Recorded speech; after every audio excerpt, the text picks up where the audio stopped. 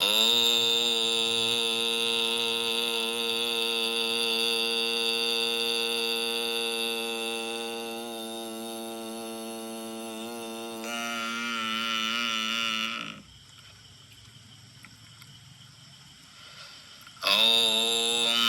अथ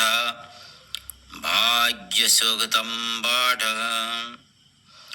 प्रातः अग्निं प्रातः इन्द्रं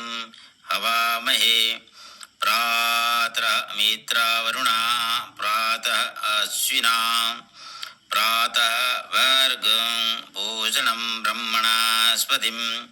प्रातः सोममुत रुद्रगं होवेम प्रातः अजीतं भागामोग्रगं हुवेम वयं पुत्रमदीतयो विदधा आदश्चेद्यं मन्यमानस्तु राशिद्राजा चिद्यभगं भक्खेत्याह भग प्रणेतर्भग सत्यराधो भगे मां दयामोदवदादनः भग प्रणो जनय गौवीरस्मै भग प्राणुभि नो वन्दस्याम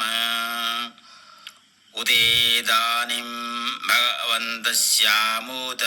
प्रवीत उत मध्ये अह्नाम् उतोदीता भगवन् सूर्यस्य वयं देवनागं सुमतौ स्याम भग एव भगवागुम् अस्तु देवाः तेन वयं भगवन्तः स्वाम तां त्वा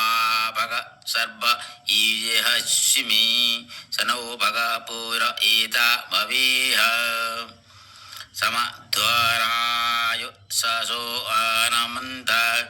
दधिक्रावेव शुचये पदाय अर्वाचीनं वसोविदं भगन्नो रथमे स्वावाजीन आवहन्तु अश्वावते गोमतेर्न ऊषासो वीरवते स्पन्दमुच्छन्तु भद्राः घृतं दुहानां विश्वतः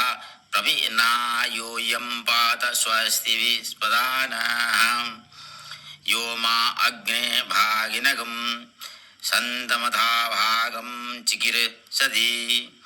अभागमग्ने तं कुरु मामग्ने